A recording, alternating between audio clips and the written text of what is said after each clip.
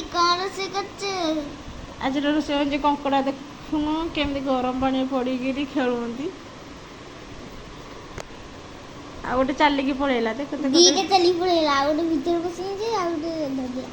ଦେଖନ୍ତୁ ବାପଲୋ ସେ ଗୋଡ଼ କେମିତି ହେଉଛି।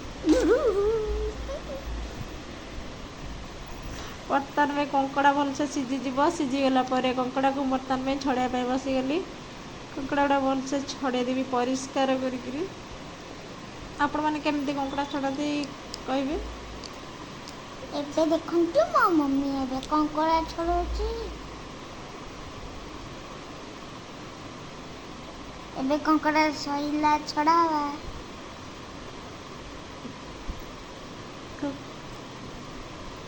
କଙ୍କଡ଼ା ବର୍ତ୍ତମାନ ପାଇଁ ଭଲସେ ଛଡ଼ିଆ ହେଇଗଲା। ତାପରେ ତାକୁ ଭଜା ହେବ, ତେଲ ଦେହରେ ଭଜା ହେବ।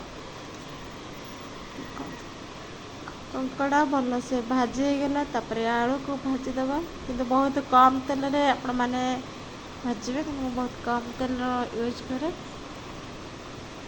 ତାପରେ ମସଲାକୁ ଭଲସେ ଭାଜିଦେବେ। ଟିକେ ତାପରେ ମ୍ୟାଗି, ଉଷୁମ ପାଣି ଆପଣମାନେ ଦେବେ।